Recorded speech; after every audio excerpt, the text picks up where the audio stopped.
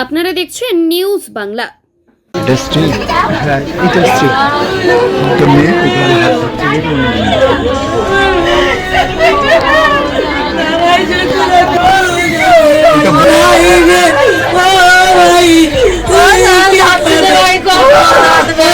আতঙ্ক উনি এটা করেছেন।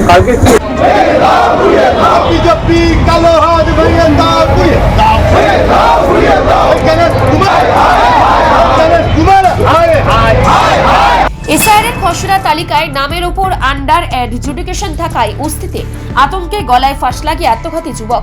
কি হয়েছিল, কেন গলায় ফাঁস লাগালো? এরকম এসআইআর জন্য মানে কি নাম মানে বিবেচনাধীন ছিল? হ্যাঁ হ্যাঁ হ্যাঁ। কি বলতো বাড়িতে বলতো বলে একবার ফেরত হয়েছে দিলুম, ফের ফেরত হয়েছে, ফের দিলুম, ফের এই ফেরত হয়েছে, আমার স্টাম্প মেরে দিয়েছে, আমার তুলে নিয়ে যাবে, আমার কেটে ফেলে দেবে, না তো কোথায় বন্দি করে রেখে দেবে। আমি বলি ওই নিয়ে চিন্তা করিনি, ভাই ওরা আছে, ওনারা ঠিক করে দেবে। বলে না, কতবার ঠিক করে দেবে, আমার তুলে নিয়ে যাবে, এই নিয়ে চিন্তা ভাবনা করতো, খাওয়া দাওয়া করতো না। তাই নির্বাচনে আমার বিচার চায়। কালকে কি হয়েছিল? কালকের ওই আমাদের ওইখানে খামারে পেটে গেছে, বলে বাচ্চাদের নিয়ে খামারে খেলা করবে যা, জুতোলাই আছে, দেখবে যা খেলা করবে যা, বলে উনি ওখানটায় গোলা দৌড়ি দিয়ে ওই চিন্তা করে করে খাওয়া দাওয়া তুলে গেছে। লোকের গিয়ে পায়ে হাতে ধরতেছে, বলে আমার এইটা ভুল হয়েছে, খালি আমি এর জন্য গোলায় দৌড়ি দেবো না, বিষ খাবো। আপনার স্বামী ছাড়া কতজনের নাম এসছে পরিবারে এরকম ভুল? 5 জন। আপনারা কি নির্বাচন কমিশনের বিরুদ্ধে কোনো অভিযোগ করেছেন থানায়? হ্যাঁ হ্যাঁ। কি করেছেন? বিচার চাই। এখন কি চাইছেন আপনারা? বিচার চাই নির্বাচনের। নাম আপনার? আমিনা বিবি। এসআইআরের প্রক্রিয়ার চূড়ান্ত খসড়া তালিকায় নামের অয়াসে আন্ডার অ্যাডজুডিকেশন থাকায় আতঙ্কে গলায় ফাঁস লাগিয়ে আত্মঘাতী যুবক। এই দিয়েছিল মানে এই ঠিক জায়গাটার মধ্যে দিয়েছিল না, সেই সময় তো বিয়ের পরে রমজান মাস চলছে। হ্যাঁ, তখন ওরা পরিবার বাইরে ছিল, উনি একমাত্র ঘরের মধ্যে ছিল। ঠিক 6:30 থেকে 7টা। না, তখন তো ঘর অন্ধকার করে ছিল, বাড়ি পরিবারের কেউ তো ছিল না। এইটা মনে হয় বলতে একটা পুরো এসআইআর তো করিডোরে পুরো এত ভেঙে পড়েছে।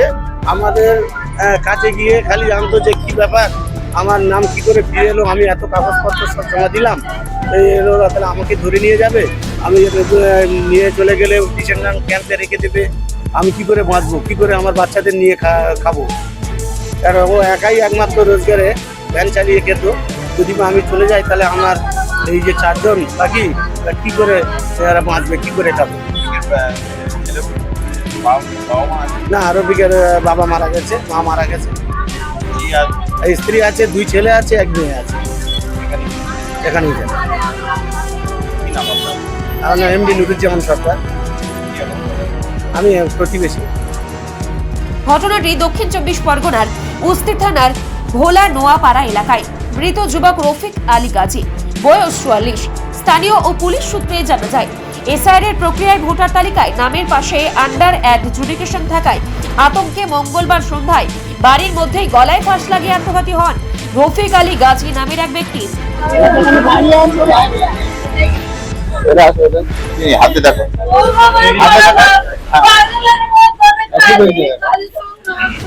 ঘরে তখন কেউ ছিল না, তো ওনারা একটু বাড়ি হয়ে গেছে, বেড়ে গেছে, ও একা ছিল।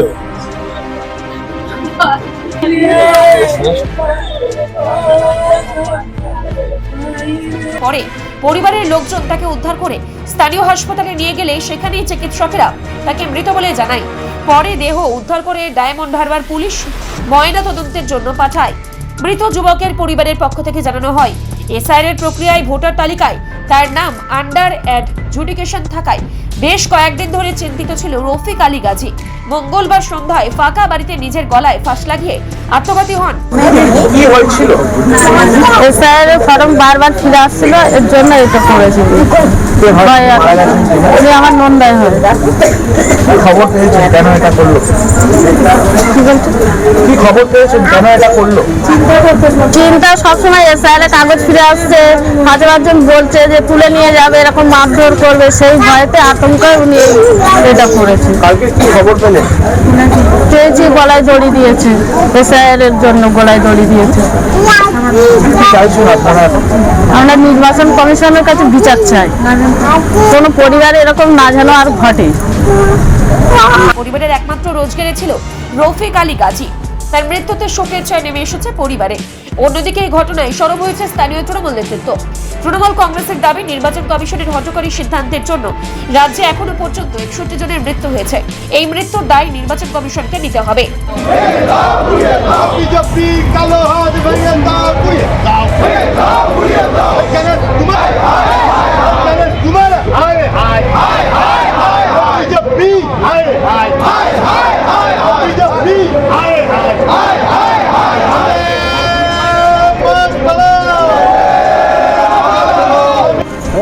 আপনি কি খবর পেলেন?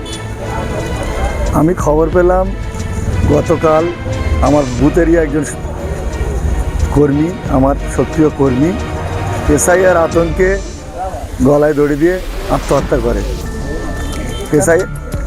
এসআইআরে এর আগে নাম ফেরত এসেছিল, তারপরে ফাইনাল চূড়ান্ত যে তালিকা 28 তারিখে প্রকাশ পায়, 28শে ফেব্রুয়ারি, সেখানেও অ্যাডজুডিকেশনে ওনার নাম আসে।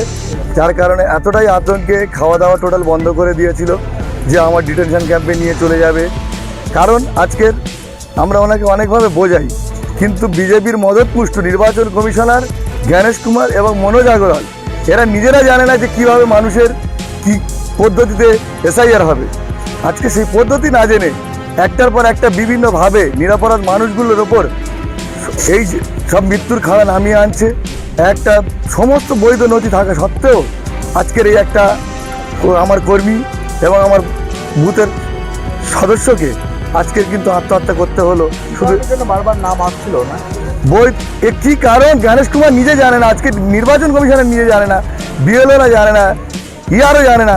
তো আমরা ওদেরকে বোঝাচ্ছি যে বিবেচনাধীন যখন আছে এটা কোনো অসুবিধা হবে না। আমাদের সর্বময় নেত্রী মমতা ব্যানার্জি, সর্বময় নেতা অভিষেক ব্যানার্জি এই নিয়ে আন্দোলন করছে এবং মেট্রো চ্যানেলে আগামী 6 তারিখে ধর্নায় বসবেন, যাতে বৈধ ভোটাররা কোনোভাবে না তাদের নাম কেটে বাদ দিতে পারে। যারা বিবেচনাধীন আছেন তাদের যাদের নাম প্রত্যেকে ঠিক থাকে। ঘটনায় মৃতের পরিবারের পাশে থাকার জন্য স্থানীয় তৃণমূল নেতৃত্বকে নির্দেশ দিয়েছেন তৃণমূল কংগ্রেসের সর্বভারতীয় সাধারণ সম্পাদক অভিষেক বন্দ্যোপাধ্যায়।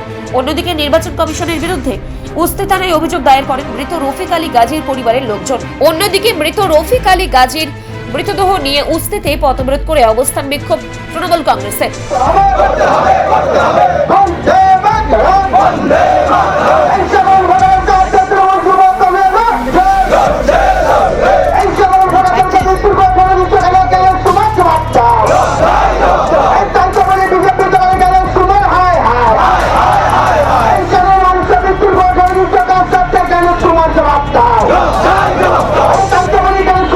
মগরাহাট পশ্চিম বিধানসভার কোঅর্ডিনেটর শামীম আহমেদের নেতৃত্বে নির্বাচন কমিশনের বিরুদ্ধে সরব হয়ে প্রতিবাদী উস্তির 3 মাথা মোড়ে মৃতদেহ নিয়ে অবস্থান বিক্ষোভ শুরু করে।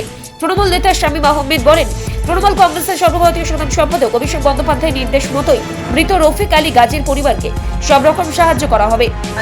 এসআইআরের আরেকজন বলি হয়েছে আমাদের মগরাহাট পশ্চিম বিধানসভায় আমাদের রফিক আলী গাজী সাহেব, ঠিক আছে। ওনাকে প্রথমে আর কি নোটিফিকেশন করেছিল, নোটিশ দিয়েছিল ডকুমেন্ট সাবমিট করার জন্য। উনি যথারীতি ডকুমেন্ট সাবমিট করেন। তারপরে এই জ্ঞানেশ কুমার এবং আমাদের মনোজ কুমার আগরওয়ালের নেতৃত্বে যে নির্বাচন কমিশন চলছে ওনাকে অ্যাডজুডিকেশনে রাখে।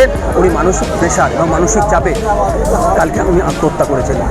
ওনার এই যে অকাল মৃত্যু হয়েছে তার আমরা চাইছি যে এটার জন্য যারা দায়ী তাদের শাস্তির ব্যবস্থা করা হোক এবং তাদেরকে যেন কঠোর থেকে কঠোরতম শাস্তি দেওয়া হোক। এই অবস্থান বিক্ষোভ কতক্ষণ চলবে?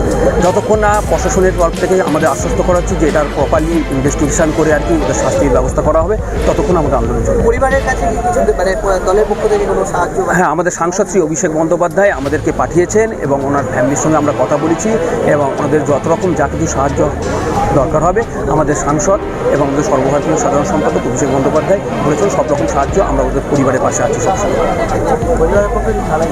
হ্যাঁ, পরিবারের পক্ষ থেকে থানায় অভিযোগ করা হয়েছে। আশা করছি আমাদের পুলিশ অ্যাডমিনিস্ট্রেশন প্রপারলি অ্যাকশন নেবে। নির্বাচন কমিশনের হঠকারী সিদ্ধান্তের জন্যই এভাবেই প্রাণ যাচ্ছে মানুষের। নির্বাচন কমিশনের শাস্তির দাবি জানিয়ে অবস্থান বিক্ষোভ করা হয় তৃণমূল কংগ্রেসের পক্ষ থেকে। তবে এই সমস্ত বিষয় নিয়ে বিজেপি দেখুন, উপস্থিত যে যুবকের মৃত্যু নিয়ে যে তৃণমূল আবার সেই এসআইআর এর গল্প নিয়ে এসছে, কারণ এটা স্বাভাবিক, এরা এটা আনবে, কারণ মৃত্যু নিয়ে রাজনীতি তৃণমূলের একটা জন্মগত অধিকার। আর অ্যাকচুয়ালি এখন এরা এই এসআইআরেই এদের মৃত্যুটা হয়ে গেছে, তাই মৃত্যু দেখলেই ওরা সেই এসআইআরকে স্মরণ করছে আর সেই মৃত্যুটাকে এসআইআর মৃত্যু বলে আজকে চালানোর চেষ্টা করছে।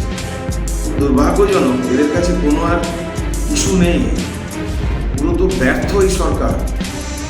চুরি, জোর চুরি, আজকে প্রমোটিং, সিন্ডিকেট এবং এই চাকরি চুরি দিয়ে দিতে পারছে না, স্কুলগুলো বন্ধ হয়ে যাচ্ছে, আজকে হাসপাতালে চিকিৎসার জন্য মানুষ হাহাকার করছে, কোনো ইস্যু তো নেই এদের কাছে। তাই এছাড়া আর কী হবে? এটা দুর্ভাগ্যজনক। আরেকটু অপেক্ষা করুন, কারণ এদের তো মৃত্যু হয়ে গেছে, তাই মৃতরা মৃত খুঁজে বেড়ায়। Bureau report, Bengal press TV.